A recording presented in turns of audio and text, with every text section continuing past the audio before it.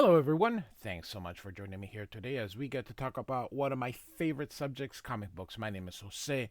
I love comic books. I love talking about them. I love sharing them with you. Feel free to follow me on social media if you would like. Links are in the description below. I've also posted a link to the Marvel fan site that'll have plot synopsis and character bios for this issue. We are looking at the New Mutants number 46 from 1986, part of the Mutant Massacre era. And we've got this cover here by Barry Windsor Smith. We got Colossus holding this tunnel or breaking the door saying, "Clear out, kids. This is a job for the X-Men." And we have Storm carrying poor Nightcrawler. We got the Morlocks in behind. We got Callisto. We got Kitty Pryde sort of phasing. She's in that era. Colossus here. And then Sunder. And then we got the New Mutants. This cover isn't very Barry Windsor Smith. I don't know. I don't know if this was a rush job. Forgot he had to do the cover or nothing. He had been doing the covers for New Mutants during this time, but as far as his work goes, this particular cover is not very good. But even a 10% Barry Windsor Smith is better than no Barry Windsor Smith. So, and of course, we've got Magneto. Yes, I say Magneto. We got Magma. And we got Cannonball here, kind of looking through here. All right, although Magneto should actually be over here. No, he did stay at the mansion. He stayed at the mansion. I forgot. So, I have a playlist. I have a playlist that is covering the New Mutants. I started with issue number 1, actually with the graphic novel that led to issue number 1. So I've got that all the way to current, covering the Chris Claremont era of the New Mutants. I've also got an X-Men playlist, which started with Classic X-Men number 1 and all the way to current. And I have an X Factor playlist, started with X Factor number 1. And I have an X Universe playlist, which puts everything together. It's all done in reading order. I've got the Wolverine limited series in there. I've got the Marvel Fanfare in there. I got lots of stuff in there. So if you're interested in the entire 70s and 80s era, what was going on, feel free to check that out. As I mentioned, all the videos are in a reading order. So let's start. Bloody Sunday, starring the New Mutants. We've got a roar here, and we've got a view of Professor Xavier's school for gifted youngsters. We have our credits. Chris Claremont is our writer. Jackson Guice, I say Guice, I don't know whether it's anything else. I say Guice is the penciler. Kyle Baker, great inker, great artist, actually. Inks. Glynis Oliver and Thomas Zukowski, color and letters. Thomas Zukowski, one of the best letters in the business. Anna Senti and Jim Shooter. Jim Shooter passed away a couple weeks ago as of this recording. Rest in peace, my man. Is the editorial staff. So, the New Mutants come out to check out what the heck happened, and they see this big hole. They think Lockheed did this. And so Cannonball is going to go and investigate, and she's going to check on Brightwing, who's the Pegasus that she got from the Asgardian saga. She is a Valkyrie, and all of a sudden she says, "What?" And she gets an image of death, so she knows something is going to be happening here, and the image scares her, and she's like, "No, great spirits, have mercy, no."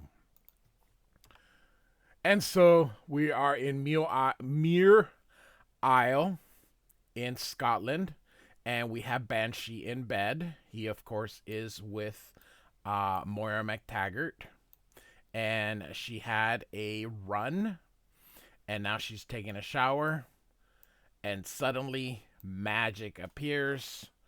And she says, Banshee's still asleep, Dr. McTaggart, but I left in a note. And she says, what the devil?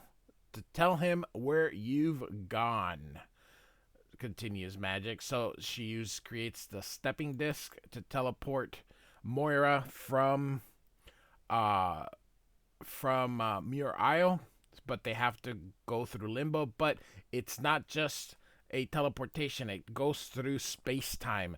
So Moira looks and she's like, explain yourself, girl. Why have you brought me to this awful place? And so they realize that they are in time, and so now they have to wait. And she um, looks here and she says, and she explains what's happening right now at the mansion. Seeing for yourself is better than my telling you. Do I frighten you, Doctor? I don't mean to, but I can't help it. I am what curse him, made me, and that isn't very nice. I'm sorry I snatched you out of your shower. I'll conjure up some clothes. I know that's not your style, but it's the best I can do, and very 80s punk rock. And so she explains here, I wield black magic, which taints and twists even the most innocent of spells. And she says, I understand. Is there trouble, lass, at the schools? Moira asks. And Magic answers, and then some. These images are new for you. A rerun for me. I know what's coming isn't pretty. That's Loki, my dragon's roommate. He and the guys are in the hangar. So, and then suddenly, you see this here, the wall, an explosion through the wall, and here come the X-Men with survivors. We've got Kitty Pryde here, Shadowcat. We've got Storm. We've got Rogue. We have Nightcrawler kind of being pulled. We've got Callisto. We have Colossus and Sunder and a bunch of the other Morlocks here as they break free. And Moira says, good heavens, Eliana, the X-Men, they look as if they fought a war. And we have Rogue here say, we made it. We're home, alive, safe. And suddenly Sunder, I think it's Sunder or Sonder. It's Sunder, S-U-N-D-R. So he falls, and Rogue says, Colossus if she can help him. And Colossus says, how, Rogue? We need a hospital and a physician for such wounds. And so Magic appears right in the nick of time. She says, I saw this on the mansion security monitors, Dr. McTaggart. So he brought her in to help. Now, she's not a medical doctor. I think she's a physicist. But in Marvel, they use them for all sorts of stuff. So I guess the word doctor in the 80s meant, oh, okay, just you should be able to do medicine too. And so Magic says, that's when I left to get you, and now that I've gone, it's safe for me to return without rapturing the time stream. And so McTaggart asks, and Magneto here, we'll have to treat this as a combat situation. We'll establish our aid station here in the hangar. And so she sees Kitty and asks her if she can't unphase, and off panel we get the explanation, or at least Claremont tells her that she explains what happened and she can't unphase. And so I think this is Storm here. And of course, she gives them an update of what happened in Uncanny X-Men 210. I'm sorry, 211. And then I've also covered X Factor 10, which deal with the mutant massacre. So this is taking place right after that here. So Storm explains a massacre. A band of superpowered assassins calling themselves Marauders invaded the Morlock tunnels, killing everyone they met. It was nothing less than a planned, deliberate attempt to wipe out Callisto's people. As for the most part, it has succeeded. Among the X-Men, Shadowcat and Nightcrawler are the most critical casualties. We have no idea who these marauders work for or the purpose of this attack. That will ultimately be revealed to be Mr. Sinister, but that won't happen, I believe, till X-Men 221 that Mr. Sinister is the one responsible for creating the Marauders. And a funny thing is, I believe for X-Men 350, it is retcon that Gambit was supposed to be a member of the Marauders. So I love when the comics create this continuity and this kind of thing. This is something deeply lacking in today's comic books. So Storm continues explaining, I left Wolverine behind to bring us a prisoner so we can learn. And Rogue says, I've never seen such carnage, Storm. The school isn't equipped to handle. And Storm says, we have no Oh, sorry, that was Moira. Not Rogue. I thought it... That's right, she doesn't have the thing, but the green here threw me off here. We have no alternative, Moira. We cannot protect the wounded anywhere else. And she says, you mean this isn't over? And Storm says, it has barely begun. And so Storm says, New Mutants, you are in Dr. McTaggart's charge. Do what she requires. X-Men, once we have finished evacuating survivors, establish a security perimeter around the estates. If the Marauders come visiting, I wish to have a proper welcome. And Callisto says, you figure any of my people made it out alive, Storm? And Storm, always the optimist, says, it's always good to have hope, Callisto. And so now it is, let's see here, hours slip by, night to morning to dusk. No one notices there's too much to do. So you see everyone creating basically an infirmary, and of course Sunspot, who's the most hot-headed of everybody, wishes that was a Marauder's neck. Cannonball says he's got the supplies here, and of course he lets us know, we're losing more than we're saving. It's just all the dread, and here Magma asks asks Rogue if the flames are burn her, and Rogue says nope. I'm pretty much invulnerable, Magma. I love Claremont's writing, how he even puts the accent in the writing. So, all right, so we've got let's see here. Just says, okay, Warlock, let's get this medicine where it's needed, and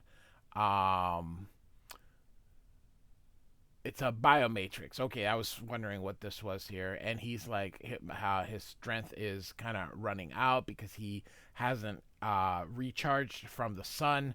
And so it almost falls, but Colossus catches it. He says, careful, Sunspot, this life support module is very fragile.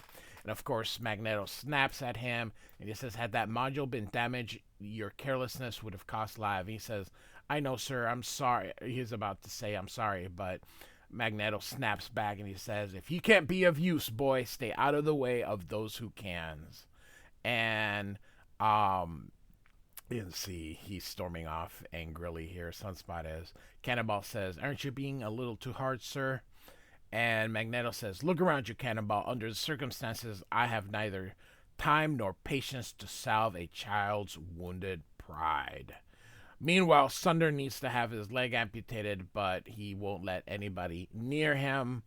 And Magneto says he's berserk. I'll use my magnetic powers to create restraints from the metal floor. And so off he goes to try and keep him restrained, but Sunder is too strong and it breaks out. McTaggart is like, if I don't amputate now, he'll bleed to death. Sunder's too upset. His system's far too weak for me to risk calming him with drugs. Karma possesses him, and so she tries, but he's fighting her. And so this is Psylocke here, who has she hasn't joined the X-Men yet, but will be joining, I believe, in 213. So in 2 months, she'll be an official member. Her first American appearance was New Mutants Annual #2. As I mentioned, I have a playlist. I have covered the Annual 2, where she makes, like as I mentioned, her first American appearance. She had appeared in the Captain Britain series originally in the early 80s, but those were only available in England. So Alan Moore, I believe, wrote those issues. So, all right. So she's going to help uh, Karma to try and get Sunder under control. Claremont lets us know that Betsy is a telepath, sort of the replacement for Phoenix, whom Chris Claremont removed in X-Men 207, 208, and 209. So there was a big story which I have covered, in which we detail Phoenix's removal here. So, all right. And so Betsy says, I can hold your patient as long as necessary, Dr. McTaggart. And Magneto so goes, but the strain. And she says, I've endured worse, Headmaster. And so she Karma feels like a failure, but of course they're not. They're trying not to tell her, she did the best she could. Anyway, here we have Mirage here, and sees all the people dying, and now she gets more images of death, and she believes that it's just the Morlocks here, and she's like, there's no hope for the Morlocks or the New Mutants. You can see Sam kind of trying to comfort her, but to no avail here. Of course, here comes Sunspot, who is very angry. Meanwhile, Rain, who's Wolfsbane, is making food for all the people, and he grabs a sandwich, and of course she smacks him, and she's like, leave that be, that food's not for us, Berto, but for those downstairs who truly need it. Of course that irritates him, and he kicks the table, ruining the food. So Wolfsbane's about to wolf out, and they're going to start fighting. And so these two hear the commotion here, or not hear the commotion. She feels the commotion because she has a psychic rapport with Wolfsbane. And of course, she says, Sam, she and Bobby are fighting. And so they see them here. And of course, the two of them are co-leaders. And of course, Sam says, break it up here. And of course, she says, Berto started it. And Sunspot says it's her fault, and of course Danny's having none of it. Shut up, the pair of you! How dare you behave like this? No wonder we're called X-babies. People are hurt and dying downstairs, and all you do is pick some stupid scrap. Thanks a whole heck of a lot. Some help you guys are. And of course, Wolfsbane apologizes, and you can see the mess that they made here. And Cannonball says, easy to say, Rain. And Sunspot says, I wanted to help Danny more than anything, but Magneto wouldn't let me. The New Mutants have proven our worth time and time again. Only everyone keeps treating us like kids. And Danny says, maybe because some of us insist on acting the part. And Cannonball says, doing something big or small, in public or private, ain't important, help, Bobby. It's the helping that matters. Come on, how about we put this mess right back and then make a new batch of sandwiches. Folks downstairs could probably use them. And so outside, you can see that Warlock is sitting, just feeling this real bad. And of course, Cypher notices that. He goes, um, like, heck instead of hell. Heck, I've never seen Locke manifest so many sensors. He's scanning for something, but what? And what won't he talk about? Well, we will see what the heck he's scanning for later in this issue here. And so we see now Karma. She's trying to call her brother and sister, but they're not answering. And let's see if there's any dialogue here. Spit and Hades, says Magic here. And she appears here. Yeah, Shan, only me. And she says, what's wrong? Oh, I had this brilliant idea of teleporting Kitty to Limbo where my sorcery could maybe heal her. Didn't work, though. She's so far out of phase with reality already, my power can't latch onto her, and my lousy sorcery won't work on Earth. Kitty Pryde's my best friend, Shan, and I may have to stand by and watch her die. And Shan says, I know a little how you feel. I'm sick with worry about my brother and sister. They left school hours ago. They should be home, but no one answers when I call. And she goes, think they're in trouble? I would feel safer with them here. And so Magic is going to teleport and get them here. And of course, Warlock and Cypher see them. They ask what's going on. And this says, we're going to Shan's apartment to collect her family. Be back in a jiff. So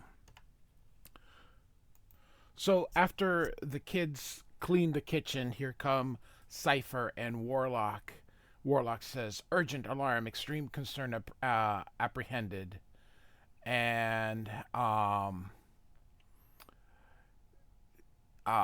sorry, Cypher, too many characters sometimes. Cypher says, this is important. And of course he relates what happened, and Danny goes, those idiots.